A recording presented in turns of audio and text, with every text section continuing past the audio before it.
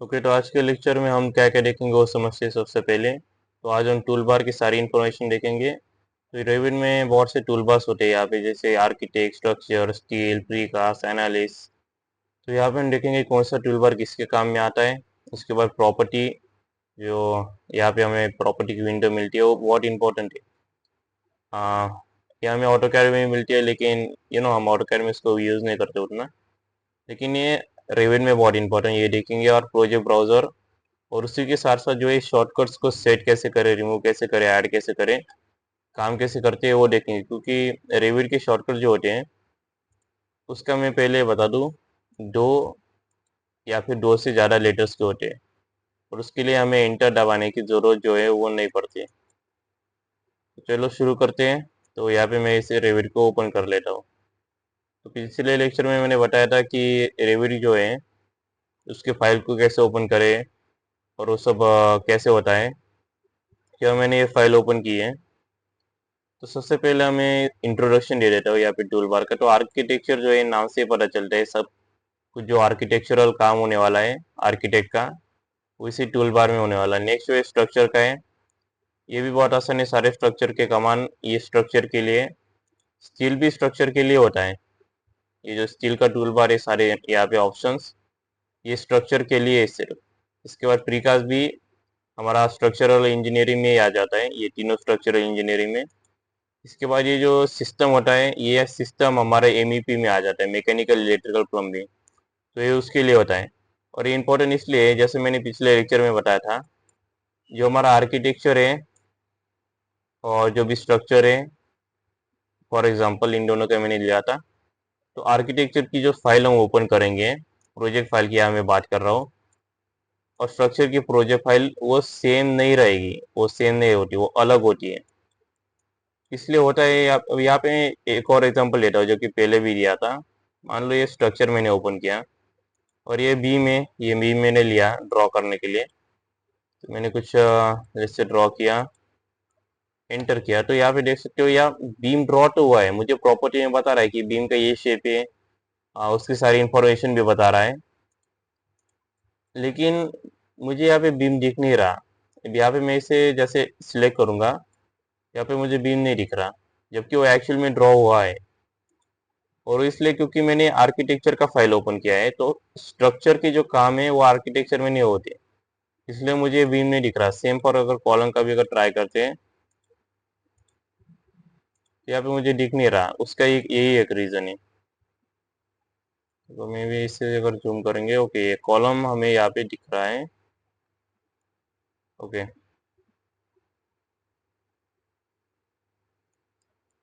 यहाँ पे हमें कॉलम तो दिख रहा है, लेकिन बाकी चीजें जो है वो प्रॉपरली नहीं काम करेगी स्ट्रक्चर की।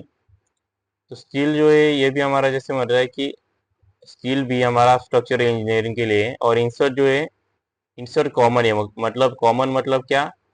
कॉमन का मतलब होता है आर्किटेक्ट भी इसका यूज करता है, कर सकता है, स्ट्रक्चरल इंजीनियर भी इसका यूज करता है, और जो एमईपी है वो भी इसका यूज करते हैं।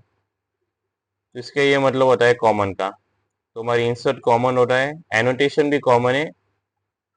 अभी एनोटेशन में दिखाता हूँ, ये हमारे एनोटेशन के कमांड्स आ जाते हैं। इसके बाद एनालाइज भी वैसे कॉमन ही है, लेकिन हम एनालाइज में जो है अपना आर्किटेक्चर के लिए सिर्फ ये राउट एनालिसिस का ही ज़्यादा यूज़ करते हैं ऑन एनर्जी का। यहाँ पे नेक्स्ट देखेंगे मैसिंग एंड साइट। तो ये जो मैसिंग एंड साइट जो है, ये आर्किटेक्चरल के लिए है, सिर्फ और सिर्फ आर्किटेक्चर। मतलब जब मैं स्ट्रक्चर में काम करूंगा तो ये इसका यूज़ नहीं करूंगा। उसके बाद कोलैबोरेट जो है, ये हमारा कॉमन है सबके लिए। मैं यहाँ पे नेक्स्ट हमारा आता है व्यू। तो व्यू भी सबके लिए कॉमन ही होता है। व्यू से हम थ्री डी व्यू देख सकते हैं। यहाँ पे देखते हैं थ्री डी, यहाँ पे मैंने एंटर किया, तो सबसे हम थ्री डी व्यू में आ गए। इसे क्लोज करने के लिए यहाँ पे मैं इसे कंट्रोल डब्ल्यू दबा के भी क्लोज कर सकते हैं। इसे मैं सेव नहीं करना चाहता, तो इसे नो करते हैं। तो अगेन हमारा प्रोजेक्ट यहाँ पे क्लोज हो गया। फिर कोई नहीं, कोई रैंडमली कोई भी ओपन करते हैं एग्जाम्पल के लिए। जब व्यू में जो है, यहाँ पे अगर जैसे ऑटो कैड की जैसे अगर रिव्यू में फाइनल विंडो जो है जो ओपन है, अगर उससे क्लोज करके तो प्रोजेक्ट क्लोज हो जाता है। जब ओपन करते हैं, व्यू में के बाद जो है व्यू भी सबके लिए कॉमन है, मतलब तीनों ही ब्रांचेज जो है उसे यूज़ करके। मैनेज मैनेज में हम मटेरियल्स जो है उसके काम में आता है हमारे बहुत, और ये भी कॉमन ही है। इसके बाद एडिंग जो है ये भी कॉमन है, और मॉडिफाई भी हमारे लिए सभी के लिए कॉमन है। मॉडिफाई में जो ऑटो कैड की बेसिक कमांड्स होती है वो सारी आ जाती है, जैसे मेजर, मूव, कॉपी, रोटेट। तो ये हमारा हो गया टूल बार की सारी इंफॉर्मेशन। उसके बाद हम देखेंगे प्रॉपर्टी।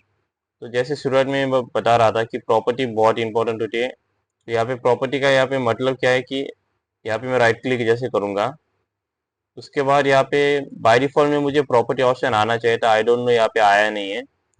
कई बार ऐसा हो जाता है, और कई बार ऐसे होते हैं हम गलती से प्रॉपर्टी को क्लोज कर देते। तो क्या करना है, राइट क्लिक करके प्रॉपर्टी पे क्लिक करना है। तो ये आप देख सकते हो मेरा प्रॉपर्टी का विंडो आ चुका है। मैं इसे यहाँ पे सेट कर देता हूँ, और आर्किटेक्चर में वापस जाते हैं। और जो भी मैं ड्रॉ करूँगा, फॉर एग्जांपल इससे एक वॉल को ड्रॉ करते हैं, तो मैं इसे अप्रोक्सीमेटली ड्रॉ कर रहा हूँ, ऐसे कोई ऐसा एक्यूरेट नहीं। तो यहाँ पे जैसे मैं ये वाले वॉल पे क्लिक करूँगा, देख सकते हो इसका पूरा इन्फॉर्मेशन मुझे प्रॉपर्टी में आ जाता है, जैसे कि location centre line, core centre line, level कितने पे। अब लेवल क्या चीज़ होती है वो भी बताता हूँ। राइट क्लिक करके यहाँ पे हमें ब्राउज़र पे क्लिक करना है, फिर यहाँ पे प्रोजेक्ट ब्राउज़र पे। यहाँ हमारा प्रोजेक्ट ब्राउज़र जो है वो ओपन हो जाता है। यहाँ पे हमें लेवल्स मिल जाते हैं, 1 2 3 4 5। लेवल्स का मतलब ये होता है, जैसे ग्राउंड फ्लोर जो होता है हमारा, तो हमारा होगा लेवल 1। फर्स्ट फ्लोर हमारा होगा लेवल 2। तो ऐसे जो लेवल्स होते हैं उनका नाम चेंज भी कर सकते हो। मान लो मुझे इसको लेवल 1 नहीं चाहिए, इसे ग्राउंड फ्लोर कहना चाहता हूँ, लेवल 2 को मैं कहना चाहता हूँ फर्स्ट फ्लोर, F1। तो ये भी कर सकते हैं, ये भी मैं बताता हूँ। तो यहाँ पे जैसे मैं इसे वॉल को सिलेक्ट करूँगा, यहाँ पे हमें ऑप्शन सारे के सारे आ जाते हैं। यहाँ पे मैं इसे सिलेक्ट करके इसका जो इन्फॉर्मेशन है, यहाँ पे अगर कोई चेंजेस करूँगा तो चेंजेस यहाँ पे भी एप्लीकेबल हो गए। जैसे यहाँ पे हमें इसी वॉल में जाते एडिट टाइप करके, इससे इससे हम कलर सिलेक्ट करते हैं ये वाला। इससे यहाँ पे हम देखेंगे इसके ऊपर कलर अप्लाई क्यों नहीं हो रहा। अगेन ट्राई करेंगे, प्रीव्यू अप्लाई, ओके। इसके ऊपर वैसे अप्लाई नहीं हो रहा, मे बी थोड़ा सा इश्यू आता है इसका। लेकिन इससे हम जो हमारी लाइन है उसे एडिट कर सकते हैं। मतलब मैं यहाँ पे इसे सिलेक्ट करके एडिट टाइप में जाके इसकी सारी इन्फॉर्मेशन जो है एडिट कर सकता है। जैसे विड्थ, एडिट विड्थ का यहाँ पे सिलेक्ट नहीं हो रहा, लेकिन खैर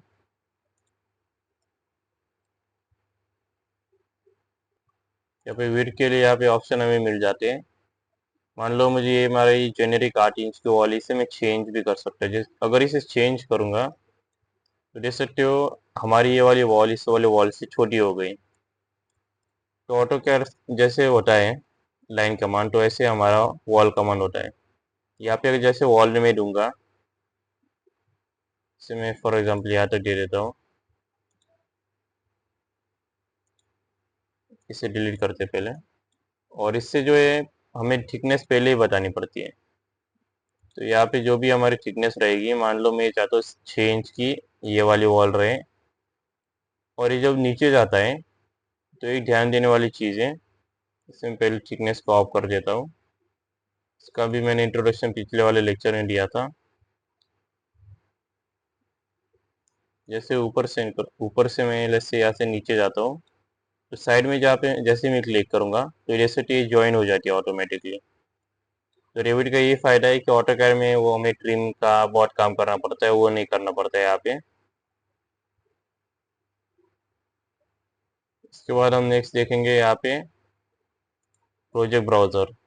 प्रॉपर्टी में वैसे हमें और भी बहुत सा ऑप्शन मिल जाते हो, चेकआउट कर सकते हो। तो नेक्स्ट हम देखेंगे प्रोजेक्ट ब्राउज़र क्या चीज़ है। हमारे जो लेफ्ट साइड में ये जो दिख रहा है ये प्रोजेक्ट ब्राउज़र है। यहाँ पे हमारा जो प्रोजेक्ट हम कौन से वाले फ्लोर पे वो दिखाता है। फॉर एग्जांपल मैंने ये सब तो ड्रॉ किया है, और वॉल की एक सर्टन हाइट भी थी। तो अगर मैं यहाँ पे इसे फॉर एग्जांपल यहाँ पे जाते हैं साइड पे, इसे मैं थोड़ा सा ओके थोड़ा सा कम कर लेते हैं और एक साउथ व्यू हम देखेंगे, इसे क्लोज करते हैं।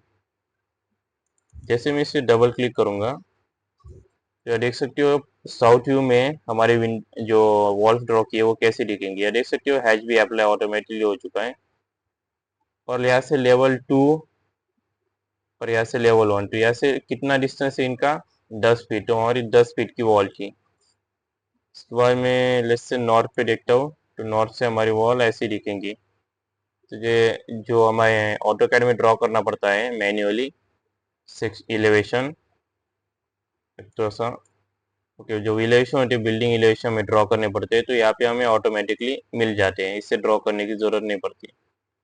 लेवल 2 में जब जाऊंगा तो यार देख सकते हो जूम इन करने के बाद भी हमें कुछ ज़्यादा दिख नहीं रहा है यहाँ पे। और वो इसलिए क्योंकि लेवल 2 मतलब ये मान लो फर्स्ट फ्लोर है और लेवल 1 ग्राउंड फ्लोर है।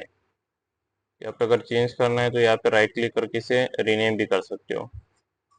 जी से फॉर एग्जांपल मैं दे देता हूँ capital G. Would you like to rename the corresponding level you, yes. यहाँ पे मैं इसे यस करूँगा तो यहाँ पे हम वापस जा सकते हैं। प्रोजेक्ट ब्राउज़र का यही फ़ायदा होता है कि तुम कौन से भी लेवल पे जा सकते हो। अब मैंने बहुत से लेवल्स को ऐसे ओपन कर लिया है तो मेरा पीसी का जो रैम है वैसे वो बहुत ज़्यादा कंज्यूम हो रहा है। इससे होता है कि कई बार हमें एक प्रोजेक्ट पे काम नहीं करना पड़ता है। अभी यहाँ पे तो एक ही प्रोजेक्ट है, लेकिन कई बार दो दो तीन तीन प्रोजेक्ट पे काम करना पड़ता है, और वो भी छोटे नहीं, बहुत बड़े बड़े प्रोजेक्ट। उससे हमारा पीसी जो है बहुत हैंग होता है, लैगिंग बहुत होता है। तो मैं यहाँ पे एक बढ़िया सा ऑप्शन हमें मिल जाता है रेविड में, ये वाला क्लोज इनएक्टिव विंडो। जो इसका मतलब होता है जिस विंडो पे हमें काम कर रहे हैं उस विंडो को छोड़ के बाकी सारी विंडो क्लोज हो जाएगी। अब यहाँ पे देखना हमारी क्या विंडो ओपन है, ग्राउंड फ्लोर की ओपन है, साउथ की ओपन है, नॉर्थ की भी ओपन है और लेवल 2 भी ओपन है।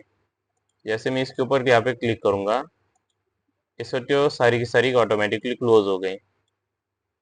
तो यहाँ पे ये वाला ऑप्शन मैंने पिछले वाले लेक्चर में एक्सप्लेन करना रह गया था, तो ये वाले लेक्चर में एक्सप्लेन कर दिया। अब ये ऑप्शन पे मैं ऊपर में क्लिक करके इसे क्लोज नहीं कर सकता, क्योंकि अगर लास्ट वाली विंडो को अगर क्लोज करूंगा तो ये प्रोजेक्ट क्लोज हो जाएगा। तो इसके साथ हमारा ये होता है प्रोजेक्ट ब्राउजर। अब शॉर्टकट जो है यहाँ पे प्रोजेक्ट ब्राउजर में सारे व्यूज और वो सब आ जाते हैं, चेकआउट कर सकते हो। तो शॉर्टकट के लिए हमें जाना पड़ता है। तो सबसे पहले यहाँ पे एक शॉर्टकट्स का बता दूं। हमारे रेविड में जैसे ऑटो कैड में हमें एंटर दबाना पड़ता है, तो यहाँ पे एंटर नहीं दबाना तो पड़ता। तो होता क्या है, मान लो यहाँ पे मैंने for example shortcut let's say P B दिया, कीबोर्ड में पी और बी डालूंगा। यहाँ पे थोड़ा सा साइड में कर देता हूँ, पी बी।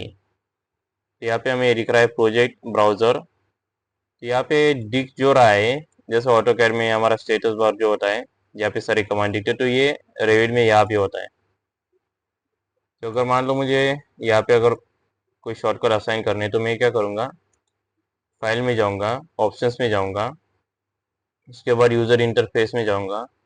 उसके बाद यहाँ पे कीबोर्ड शॉर्टकट का ऑप्शन मिलेगा, कस्टमाइजेशन पे क्लिक करूँगा। और रेविड के जितने भी शॉर्टकट जो है इसे ओपन थोड़ा सा बिग करके दिखाता हूँ। तो देख सकते हो यहाँ पे रेविड के सारे शॉर्टकट्स आ जाते हैं A to Z।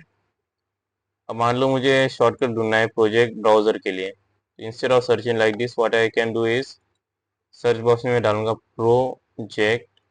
अब यहाँ पे शॉर्टकट्स जो है ऐसे क्लोज क्यों हो गए हैं, इस पर अगेन प्रोजेक्ट ब्राउजर ओके। यहाँ पे शॉर्टकट आ गया। अब इससे मैं चाहता हूँ कि ये वाला शॉर्टकट डिलीट हो जाए, तो मैं क्या करूँगा, यहाँ पे इसे क्लोज हो जाने का कारण आई थिंक एस्केप बटन का था। यहाँ पे प्रोजेक्ट ब्राउजर के ऊपर क्लिक करूंगा। अब मुझे इसका शॉर्टकट डिलीट करना है। प्रोजेक्ट ब्राउजर को बाय डिफॉल्ट में शॉर्टकट नहीं होता है, मैंने खुद ही ऐड किया था। इसके ऊपर सिलेक्ट करूंगा तो ऐसे डिलीट नहीं हो रहा, इसलिए क्योंकि मैंने कमांड को सिलेक्ट किया है। मुझे शॉर्टकट को सिलेक्ट करना पड़ेगा और फिर यहाँ पे रिमूव के ऊपर क्लिक करूंगा। अभी मेरा शॉर्टकट रिमूव हो चुका है। अगर मुझे वापस से शॉर्टकट डालना है तो मैं क्या करूंगा, कमांड के ऊपर क्लिक करूंगा, shortcut let's say P B, या फिर जैसे पीबी एंटर करते, क्योंकि आई थिंक ये दूसरा शॉर्टकट था, लेकिन ये आई थिंक फैब्रिकेशन के कमांड का शॉर्टकट है। तो जैसे मैं असाइन करूंगा, यहाँ पे एरर दिखा रहा है कि ये जो है शॉर्टकट हमारा असाइन किया है एमईपी के फैब्रिकेशन पार्ट के कमांड के लिए। अब ऐसा नहीं है कि हम ये शॉर्टकट रेविट में एक चीज होती है कि ये यहाँ पे इंफॉर्मेशन दे सकते हो, डुप्लीकेशन आर अलाउड। मतलब ये जो पीबी है ये मैं फैब्रिकेशन के लिए भी यूज़ कर सकता हूँ और प्रोजेक्ट ब्राउज़र के लिए भी यूज़ कर सकता हूँ। तो रेविट का ये बहुत बढ़िया फ़ायदा होता है। तो यहाँ पे डेमोन्स्ट्रेशन के लिए मैं इसका शॉर्टकट ये रहने देता हूँ, पीबी, और इसे ओके पे क्लिक करूँगा, ओके करूँगा, फिर ये शॉर्टकट सेव हो चुके हैं। अब यहाँ पे जैसे मैं पीबी दबाऊंगा, अभी डायरेक्ट कमांड जो है वो वर्क नहीं करेगी।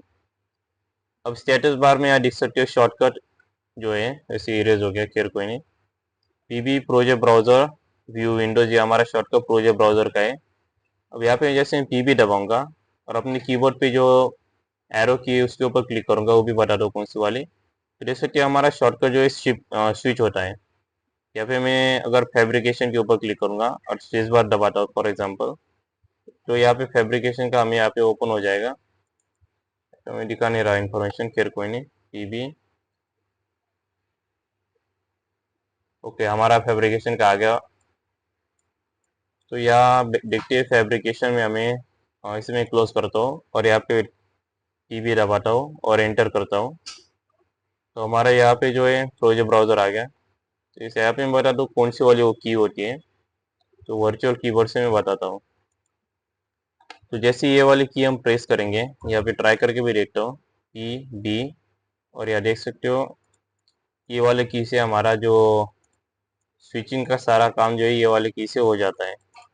इसके बाद मान लो मुझे प्रोजेक्ट ब्राउज़र के ऊपर, अभी विंडो तो ओपन है, लेकिन जैसे मैं प्रोजेक्ट ब्राउज़र से लेकर के एंटर करूँगा तो विंडो क्लोज हो जाएगी। तो ऐसे रेविट में शॉर्टकट काम करते हैं। लेकिन ये जो एंटर दबाने का काम है ये इसलिए आया क्योंकि ये वाला शॉर्टकट मैंने 2 बार मतलब असाइन किया था। तो अगर मैं यहाँ पे वर्चुअल कीबोर्ड पे फिर से जाता तो मैं बताता हूँ। अगर मैं पीपी दबाऊंगा यहाँ पे, जैसे पीपी, तो देख सकते हो मुझे एंटर दबाने की जरूरत नहीं पड़ी, प्रॉपर्टी का ऑप्शन ऑटोमेटिकली आ गया। फिर से पीपी दबाने पर वो गायब भी हो गया। तो ये इसलिए जरूरत पड़ती है, कई बार क्या होता है अगर मल्टीपल शॉर्टकट है तो एंटर दबाने की जरूरत पड़ती है। और यहाँ पे जो है यूजर इंटरफेस में जाने के बाद तुम्हें सारे के सारे शॉर्टकट जो है ए टू जेड सारे शॉर्टकट्स मिल जाते हैं। तो यहाँ पे जो एक और बढ़िया सा ऑप्शन हमारे रेविट में आ चुका है, वो मैं बता देता हूँ पहले। व्यू में जब जाओगे तो यहाँ पे हमें, यहाँ पे तो नहीं दिख रहा, लेकिन एक डायनामो का ऑप्शन यहाँ पे आ चुका है, उससे मैं थोड़ा सा लोड कर लेता हूँ पहले। तो एक्चुअली वो ऑप्शन मैनेज में है। तो डायनेमो क्या करता है, मान लो मुझे यहाँ पे फॉर एग्जांपल कोई एक स्ट्रक्चरल एलिमेंट है, जैसे कोई एक स्ट्रक्चर है जिसका मैं बार बार यूज़ करने वाला हूँ अपने प्रोजेक्ट्स में। तो इंस्टेड ऑफ उसे हर बार उसे ड्रॉ करने से अच्छा है उसका मैं एक कोड बना दूंगा, और वो कोड जो है हर जब वो रन होगा तो ये स्ट्रक्चर बन जाएगा। इट्स काइंड ऑफ लाइक कि एआई जो होता है उसी का प्रकार का है। बस हमें एक बार कोड बनाना है और वो बार बार रन होगा। जस्ट लाइक कि D2H, नहीं D2H नहीं, वो उससे टाटा स्काई था।